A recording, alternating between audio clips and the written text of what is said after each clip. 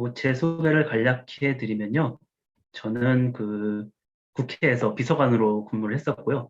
현재는 그 선대위 산하위원회에서 어, 교통 정책 관련 이제 공약을 준비하고 있습니다. 그래서 지금 저는 원래 기존에는 이제 뭐 전국이라든지 이 서울시 전체를 연구를 많이 했는데요.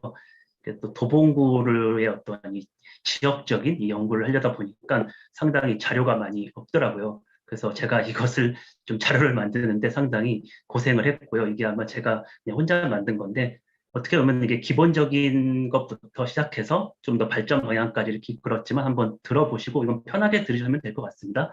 우선 발표를 시작하겠습니다. 우선 도봉구 교통 문제 개선 및 지속 가능한 발전 방안 모색입니다. 첫째는 이제 현황을 중심으로 해서 이제 문제점 및 지속 가능한 정책 제안을 말씀드리겠습니다.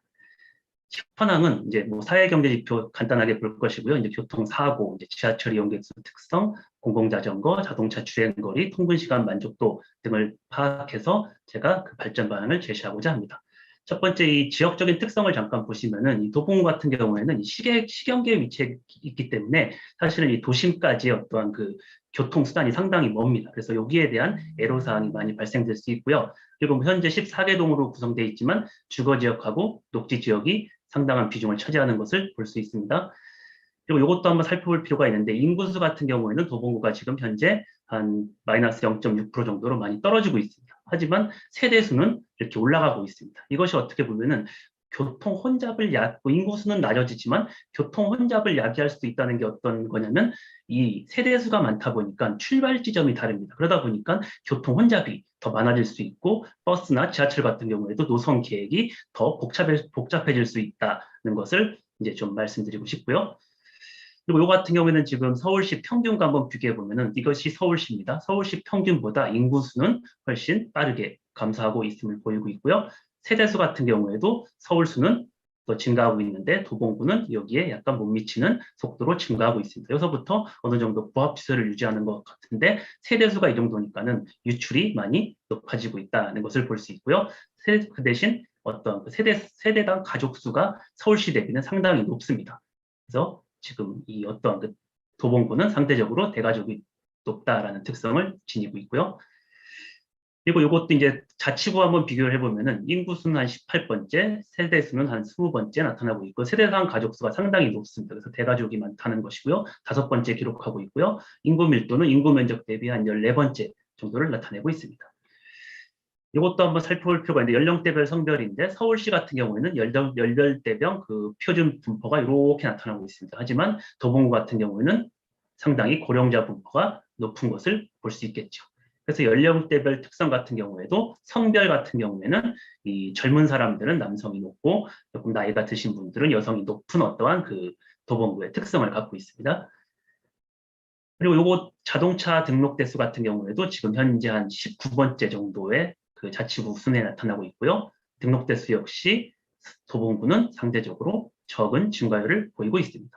세대별 자동차 수 등가 대수는 아무리 19번째보다는 상대적으로 높은 그 자동차 대수가 세대당 자동차 대수가 상대적으로 높은 특성을 갖고 있고요.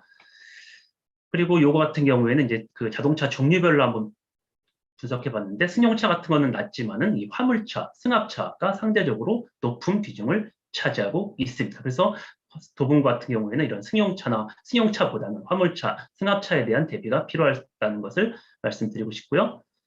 그리고 요거 같은 경우는 이제는 교통 안전 및 사고입니다. 그래서 현재 그 교통 사고 같은 경우에는 그 사고 건수는 상당히 줄어든 것을 볼 수 있습니다. 2016년부터 부상자 수도 줄고 있는데 사망자 수가 줄다가 최근 2020년에 많이 는 것으로 볼 수 있습니다. 사실은 이것이 이제 한번 뭐 특성을 봐야 할 텐데 이게 뭐 지금 코로나로 인한 이륜차 사고인지 뭐 화물차, 어린이, 뭐 고령자 등등 사고가 많이 나타나고 있는데 이 어떠한 그 특성이 나타나고 있는지 한번 분석해 볼 필요가 있습니다. 나머지는 사고 건수와 부상자 수는 상당히 줄어든 것을 볼 수 있습니다.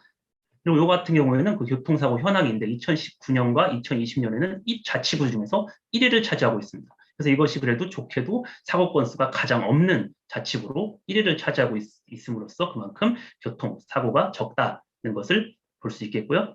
사망자 수는 2020년에 7명으로 늘어나서 한 9위로 올라가고 있지만은 그래도 상대적으로 그 사망자 수는 높지만은 교통사고는 상당히 낮다는 것을 볼 수 있겠고요. 이런 것은 이제는 뭐 월별 특성 보면 12월 달에 사망사고가 높고 뭐 수요일에서 금요일 어떤 퇴근 시간 위주로 그 사망자 사고가 많이 발생되고 있음을 볼 수 있습니다. 그리고 이 같은 경우에도 이제 사고 특성을 차대 사람, 차대 사고, 차량 단독 사고로도 한번 볼 수 있겠고요. 특히 이런 사고가 어디서 났냐 보면은 교차로 인근, 교차로 그 내 어쨌든 횡단, 이 경차로에서 사고가 많이 나는 것을 볼 수 있겠고요. 특히 이륜차와 자전거 사고가 많은 것을 볼 수 있습니다. 연령대별로는 어린이 사고는 거의 없고요. 고령자 사고가 이렇게 높은 어떠한 이런 도봉구의 교통사고의 특성을 갖고 있습니다. 그리고 이런 것은 뭐 한번 이제 예시로 이제 보행사고 다발 지역이라고 해서 이제 뭐 창동 견인 차량 보관소, 방학 프라자, 정의여중고, 창동 변전소, 우이교 사거리 등등에서 고령자 보행 사고가 많이 나타나고 있음을 볼 수 있습니다. 그리고 뭐 자전거 같은 경우에도 이렇게 뭐 신도봉 사거리 부근, 도봉산 교회, 도봉보건소, 창동구민회관 등에서 많이 나타나는 것을 볼 수 있음으로써 이런 데들을 좀 보다 집중적으로 그 개선할 필요가 있다는 것을 말씀드리고 싶고요. 교통안전 지수라고 해서 이런 것을 이제 다른 자치구 대비 이제 점수로 나타난 것입니다. 그래서 상대적으로 높은 게 이제 자동차 같은 경우는 버스, 택시가 상대적으로 높고요. 사고율이 자전거가 높고 횡단준 사고가 높고 교차로 그래서 사고가 상대적으로 높음을 이렇게 볼 수 있습니다. 그래서 요것은 이제는 그 지하철 이용객 수 이제 특성인데 이제 도봉구 같은 경우에는 다섯 개의 그 역사가 있고 이 두 개가 환승역입니다. 그래서 여기는 국철이 지나감으로써 이게 도시철도는 아니고 요 4호선과 이 7호선이 만나는 이 구간이 되겠습니다. 그래서 오 같은 것을 보시면은 서울시 전체가 한 100만 명, 한 1000만 명 되고요. 근데 한 28% 정도 2020년에 코로나로 인해서 감소된 것을 볼 수 있는데 그 도봉구에 위치한 역사들을 보시면은 상대적으로 평균 감소율 대비는 상대적으로 적은 것을 볼 수 있습니다.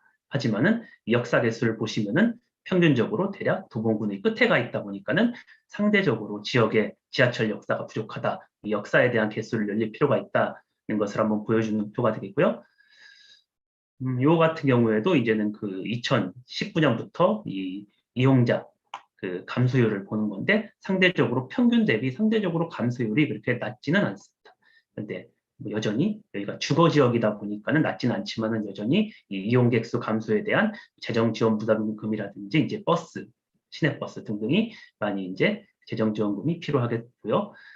요 같은 경우에는 이제는 그 지하철 승하차 이용객의 특성입니다. 이게 뭐 좀 어렵게 보일 수 있겠지만은 이게 승차 시간대별 승차입니다. 아무래도 오전에 승차가 많고 오후에는 줄고 이게 하차는 오후가 높고 좀 이런 특성을 갖고 있는 그 지하철 역사가 있고 두 번째는 첨두가 이렇게 올라가는 하차도 승차도 높고 하차도 높은 특성의 그 역사를 갖고 있는 데가 있고 승차가 높은 오후 시간에 승차가 높은 이런 특성, 그러니까 첫 번째 같은 특성, 세 번째 이런 특성으로 나눠질 수 있는데 그 도봉구도 어떤 특성을 갖고 있는 그 지역인지를 한번 파악해 볼 필요가 있습니다. 그래서 이런 것은 아무래도 승차가 높으면 거주시설, 양쪽이 많은 것은 복합시설, 요 하차가 많은 데는 업무시설적으로 나타날 수 있겠죠. 그래서 도봉산 같은 여건을 보시면 다 이게 오전에 이렇게 높은 승차를 보면 오전만 높고 거의 없죠. 쌍문역, 창동역, 서울시 전체는 이렇게 나타나고 있는데 이것만 보더라도 도봉구는 주거지역이다는 것을 볼 수 있겠고요. 하차 역시 마찬가지입니다. 오전에 하차하는 주거지역, 오전에 하차하는 도봉구는 많이 없습니다. 그래서 하차는 거의 들어오는 사람, 그러니까 오후는 유입인구, 그 오전은 유출인구로 확실히 구분이 되는 어떤 주거지역 관련된 그 지역이 되겠죠. 그래서 이것을 사실은 이 다른 자치구와 비교를 할 때도 이제는 주거 지역이다 보니까 이제 이런 특성을 갖고 있는 지역과 이제 비교를 하면 상당히 좋습니다. 사실 뭐 여기에 다른 뭐 시경계 지역이고 다른 그 경계와 그 지역 특성이 다르기 때문에 이런 특성을 나오고 있는 걸 보시면은 강북, 강원, 관악, 뭐 노원, 성북, 은평, 중랑, 도봉구 이런 데가 그 주거 지역의 특성을 갖고 있다는 것을 볼 수 있겠고 그래서 나중에도 이런 지역을 중심으로 서로 비교를 해보면 상당히 좋을 것이라고 봅니다. 이런 곳은 이제 양 끝단 이렇게 올라가는 데는 아무래도 주거 상업 복합 지구라고 해서 이런 데가 될 수 있겠고요. 마지막으로 이런 데는 당연히 업무 중심이다 보니까 당연히 그 승차는 그 그 퇴근 시간대 많고 하차는 오전 시간대 많겠죠. 이제 그 회사가 많은 지역 등등으로 나눠서 볼 수 있겠습니다. 그래서 이것도 또 하나 그 좀 재미난 특성이 있는데 사실은 이게 어떤 거냐면 이게 서울시 전체는 승차와 하차의 그 인구가 동일합니다.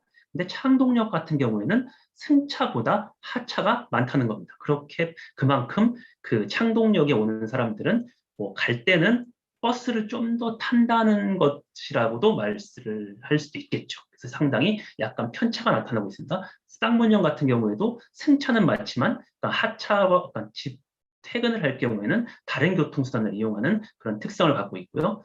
방학역은 승차가 살짝 높고 도봉구 역시 마찬가지입니다. 도방산역은 어느 정도 비슷합니다. 그래서 이런 어떠한 특성을 살려서도 아 이게 유입이 높은 유출이 높은지에서 이것에 대한 그 특성을 살려서 그 정책을 내세우는 것도 좋은 방향이라고 생각을 합니다.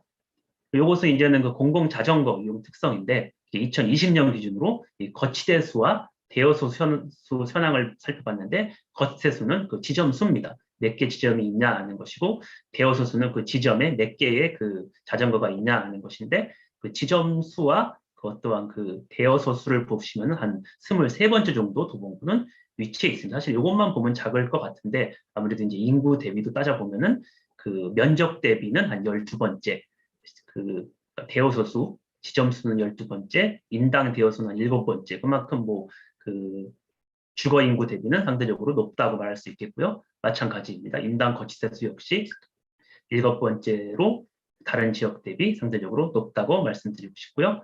이것은 이제 2018년 기준인데 이제 상당히 그 이용률은 상당히 좀 저조하게 나타나고 있습니다. 사실은 그래서 제가 알기로도 이 도봉구 지역 주민들이 자전거 이용을 많이 한다고 하는데 아마 자가 자전거 이용이 많지 않나 싶은 생각도 살짝은 합니다. 그래서 더 공공 자전거도 늘린다면은 그 이용률은 또 개선이 되지 않을까? 또 이게 지금 2018년 자료다 보니까 2020년에는 좀 더 개선이 되지 않을까 싶은 생각이 듭니다. 그리고 이것도 하나 재미난 게 이제 자동차 주행 거리입니다. 도봉구 자동차 주행 거리. 그래서 연간 그 자치구마다 총 주행 거리가 얼마인지를 살펴봤는데 한 그 도봉 같은 경우는 한 18번째. 그러니까 자동차 등록 대수가 19번째인데 18번째의 주행거리를 갖고 있으니까 뭐 얼핏 이제 비슷한 것을 볼 수 있습니다. 그래서 이것보다는 이제는 요것을 보면 더 재밌는 게 이제 이게 일평균 주행거리로 환산을 하다 보면은 상당히 8번째로 상당히 높게 나타나고 있습니다. 그만큼 승용차를 한 번 이용하면은 장거리를 운영한다는 것입니다. 상대적으로. 그래서 승용차 이용 분담률은 적지만 한 번 이용을 하면은 길게 일어난다는 것을 볼 수 있고요. 그래서 그 상대적으로 요거 같은 경우는 지금 전국에 어떠한 그 일평균 주행거리를 갖고 왔는데 세종시 같은 경우에가 일평균 주행거리가 가장 높습니다. 이것은 뭐 대중교통 이용률이 낮아서 높을 수도 있겠고 접근성이 낮아서도 볼 수 있겠죠. 서울시가 상대적으로 낮습니다. 일평균 주행거리가 그만큼 그 대중교통 접근성이 좋아서 그래서 도봉 같은 경우에도 이렇게 왜 특정한 높게 이 성성이 됐을지를 한번 분석해보고 그 지역에 대한 어떠한 그 광역교통망이라든지 다른 교통계획을 그 개선시켜보는 그런 방향이 되는 것도 괜찮습니다. 그리고 교통수단 분담률입니다. 그만큼 이 그 도보랑 자전거 이용률이 상대적으로 자치구 비해 상당히 높습니다. 버스는 좀 낮고요. 지하철이 높고요. 승용차가 좀 많이 낮습니다. 그래서 이런 어떠한 그 특성을 보이면서 도봉구는 도보, 자전거, 즉 무동력 수단이 좀 높고요. 버스는 좀 낮고 지하철은 높고 승용차는 낮고 어떤 이런 특성을 보이고 있습니다. 그래서 요거 같은 경우는 이제 만족도 분석도 이제 갖고 와봤는데 그 지하철 만족도가 역사가 낮고 해서 상당히 좀 낮은 걸로 나타나고 있고요. 버스 만족도는 이제는 좀 시경계이다 보니까 버스 속도 때문에 약간 낮은 감이 없지 않아 있습니다. 요것도 상당히 재미난 건데 요게 이제는 그 통근 시간입니다. 그래서 각각 자치구마다 어떠한 그 통근 시간을 분석해 봤는데 도봉구가 상대적으로 이렇게 길게 그 자치구에서 6번째로 나타나고 있습니다. 이것은 뭐 시경계에 있다 보니까는 보통 다 그 회사가 도심에 있다 보니까 그 도심으로 출퇴근하는 시간이 상대적으로 높아서 그 6번째 좀 과다하게 나타나고 있는데 이것은 보시면 통근 시간 만족도입니다. 긴 것 치고는 만족도가 상당히 좋습니다. 그래서 이게 그 대중교 어떠한 그 통근 시간이 길지만은 그 만족도는 상대적으로 높다는 어떠한 그런 특성을 갖고 있습니다. 그만큼 뭐 도봉구가 이제 살기 좋은 도시다. 뭐 이런 것일 수도 있겠죠. 왜냐하면 이제는 갈수록 그 통근 시간이라는 게 그러니까 통근 시간 만족도가 통근 시간에 절대적으로 비교하는 게 비교되는 게 아니라 그 어떠한 주변 특성에 따라서 통근 시간 만족도까지 영향을 미치고 있다 보니까 그 통근 시간이 길더라도 만족도는 높게 나타난다. 그런 특성을 갖고 있죠. 이런 마찬가지로 통근 시간이 이렇게 통근 만족도가 그 높은 경우에는 통근 시간이 짧게 나타나고 있습니다. 근데 도봉구는 통근 시간이 길어도 만족도가 상대적으로 높습니다. 그래서 그것이 무엇 때문인지 한번 고민해 볼 필요도 있겠죠. 그리고 이것도 재미난데 이게 지금 그 통근 권역별 통근 시간입니다. 동네 통근이라고 해서 동네 통근은 통근 시간이 가장 거의 낮은 편에 속합니다. 동네라고 하는 것은 그 14개 동으로 이어낸 각 동네의 통근을 말합니다.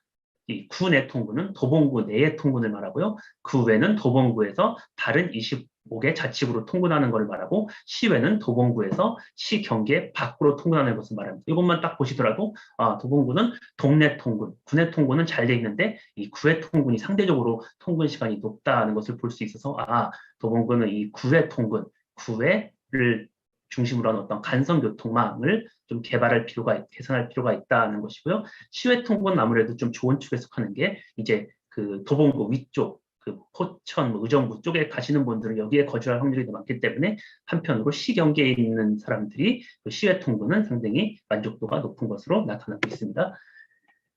그래서 이제 현황 관련된 문제점을 한번 정리해 보면은 이제 인구 및 지역 특성을 보면은 고령자 비중이 높고 이제 세대당 가족 수가 높고 주거 중심이다 보니까 이제 이런 특성이 어떠한 그 반영을 해서 교통을 계획을 마련해야 될 것 같고요. 자동차 특성 같은 경우는 일평균 주행거리가 상당히 높습니다. 그리고 화물차, 승합차 비중이 상당히 높고요.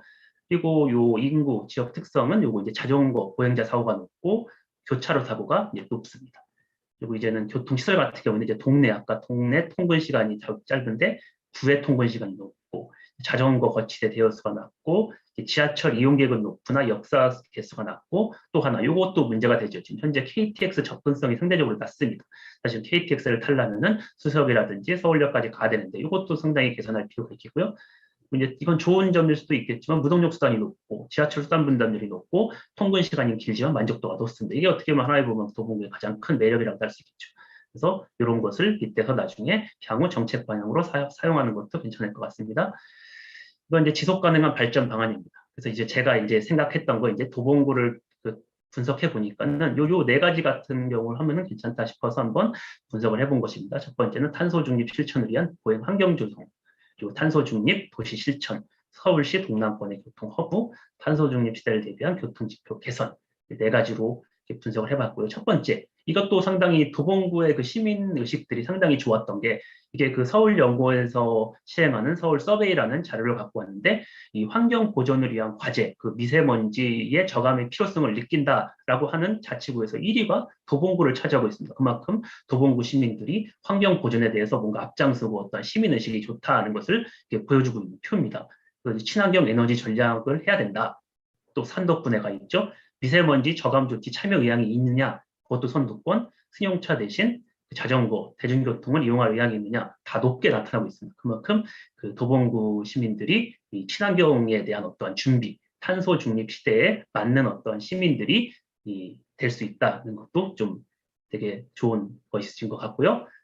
그래서 이런 것 같으면 사실 근데 이런 설문도 있었습니다. 주거 환경 만족도가 과연 좋냐? 달리기를 걷거나 운동하기에 적합하다. 또 그것도 낮게 있더라고요. 그만큼 이 보행자 중심이라든지 도로 환경 개선을 통해서 시민 의식을 좀 더 향상시킬 수 있는 그런 어떤 걷고 싶은 조례라든지 거리 조성, 교차로 보행자 개선 방안, 배려 뿌리 확대 등을 통해서 좀더 보행자 환경을 개선할 필요가 있다는 생각이 들고요.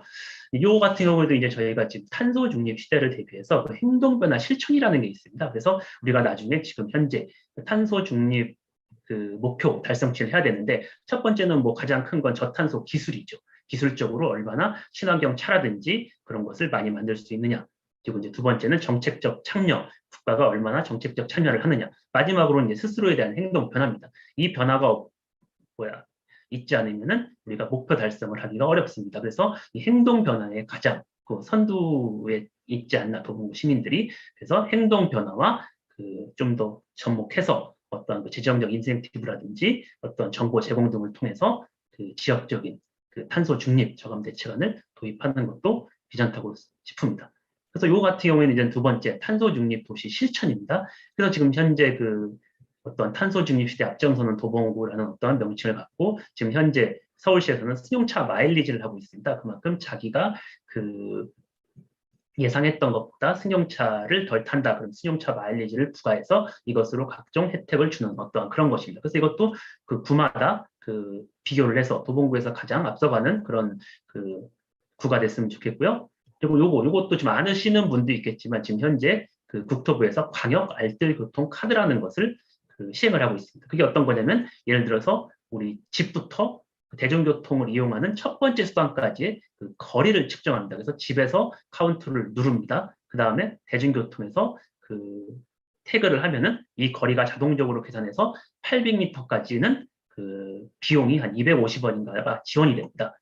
그리고 마찬가지 내릴 때도 내리는데 하차해서 회사까지의 거리를 해서 지원을 해줍니다. 사실은 그래서 이것이 그 얼마나 그 보행 접근성이 좋은지를 판단할 수 있는 기준이 되는데 지금 국토부에서 알뜰교통카드를 시행을 하고 있죠. 그래서 이런 거 갖고도 좀 더 그 뭔가 좋은 정책 방향을 낼 수 있는 게 이것이 약간 분석을 해봤는데 이것이 그겁니다. 그러니까는 그 요게 버스 첫 번째 버스를 탑승할 때까지의 그 접근 거리입니다. 그래서 보통 버스는 유사합니다. 왜냐면은 버스는 그 400에서 500m 평균에 다 있다 보니까요. 근데 아무래도 지하철 접근성은 상당히 편차가 높게 나타나고 있죠. 강동구, 서초구는 100m 이내에 평균 다 하고 있고요. 은평구, 강서구는 거의 뭐 6, 700m까지 갑니다. 근데 도봉구는 그래도 어느 정도 이 중간적인 위치에 있어서 뭐 이런 것도 나중에 그 사실은 이런 자치구들이 먼저 그 대중교통, 특히 그 지하철 접근성을 좀 많이 낮춰야겠죠. 그래서 사실은 어떻게 보면 이런 구역일수록 특히 여기서부터가 중요합니다. 거의 여기가 그 접근성이 안 좋은 지역인데 여기 자치구 같은 경우에는 아까 앞에 있던 그런 그 알뜰교통 카드 같은 그 지원 혜택을 좀 더 향상시킬 수도 있겠죠. 뭐 지하철도 놔주는 것도 좋겠지만은 만약에 정말 어려운 지역은 그 보행이라도 많이 하게 해서 탄소 중립 시대의 지원금을 높이는 그러한 방향도 괜찮을 것 같습니다. 그래서 요것은 이제 앞단에서 설명을 해줬듯이 이제는 광역철도, 경전철 도입 및 역세권 개발입니다. 제가 그래서 여기서 공약 만드는 거를 좀 빗대서 이것도 많이 봤는데 지금 그 중요한 게 이 신호선, 이 신호선도 있고요.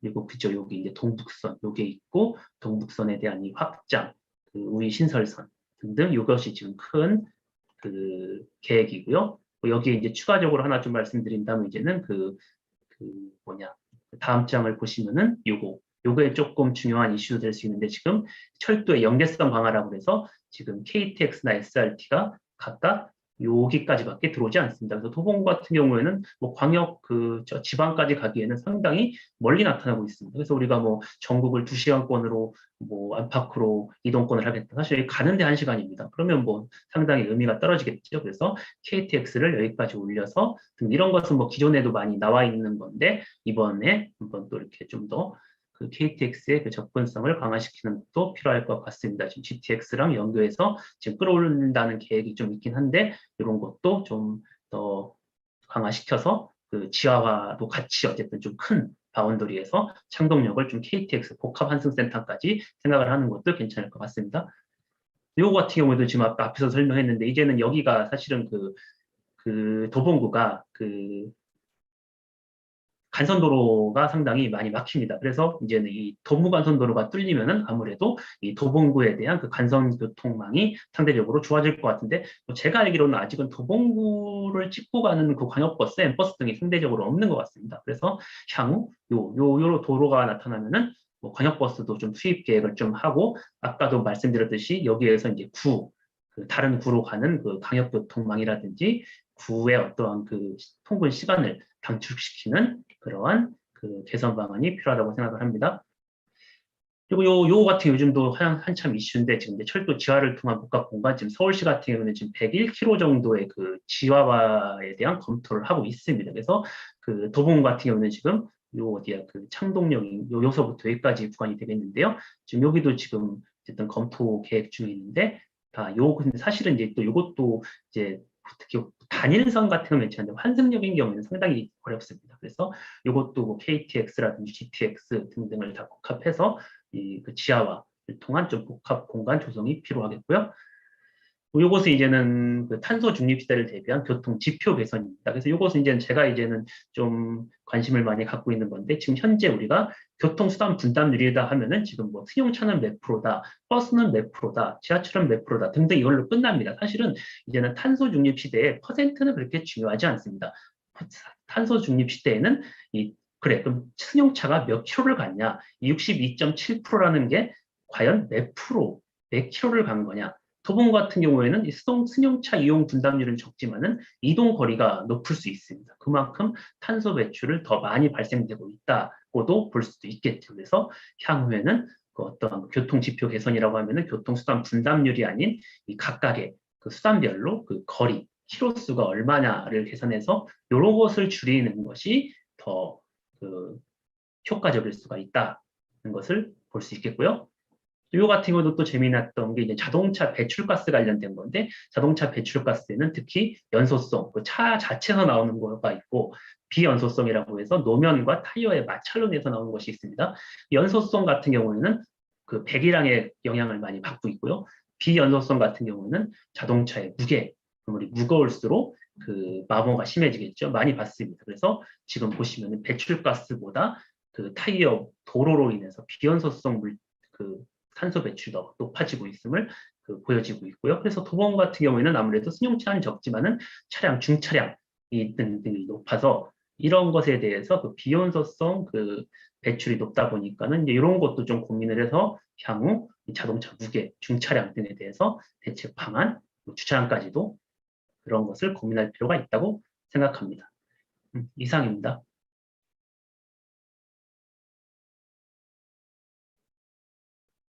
네. 다음은 제 발제와 그리고 소장님 발제 내용을 듣고 궁금하신 분은 질의응답을 말씀하시면 되겠습니다. 아까 뭐 댓글 많이 달아주셨는데요. 댓글 중에 어떤 게 있죠? 먼저 저 장재민 소장님 발제 관련돼서 짧게 질의응답을 먼저 해주실래요? 지금 다른 일정이 있으셔가지고 죄송합니다. 네.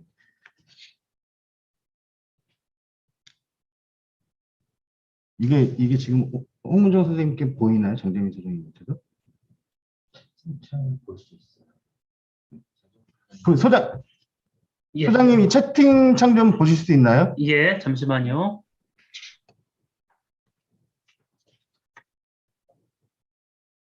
예, 도봉.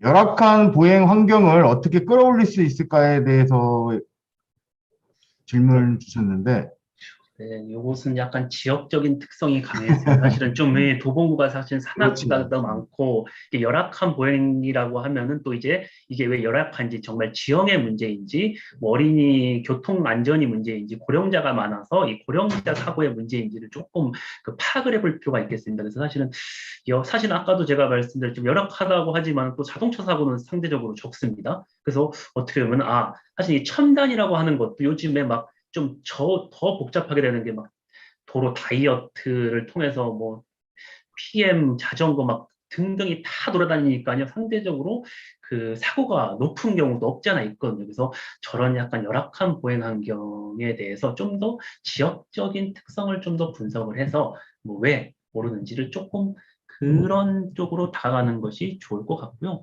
요 구속지 원활하게 되는 거. 그렇죠. 이제 고속철도 저도 지금 이제 계속 공약을 만들면서 좀 도봉구가 그래도 상대적으로 중요한 역할을 하고 있는 것은 분명합니다. 그래서 저는 제 생각도 이 고속철도까지도 끌어옮기는 것이 맞다고 생각하고요. 창동역 같은 경우에도 조금 그 교통 허브, 어떻게 보면 이제는 광역교통의 교통 허브로서 좀 더 키워서 이 북부, 경기 북부권이라든지 이제는 저 아래쪽, 경남 뭐 등등 좀 이제 지역적인 차원을 넘어서 좀 더 이제 광역 차원에서의 좀 더 고민이 필요할 것 같고요. 그래서 저는 좀 더 지금 GTX도 지금 그 도봉구가 상대적으로 좋은 위치에 가 있고 여러모로 괜찮습니다. 그러니까 그것을 좀 더 규모를 확대해서 조금 더 개선은 방안을 하는 것은 괜찮다고 생각을 합니다.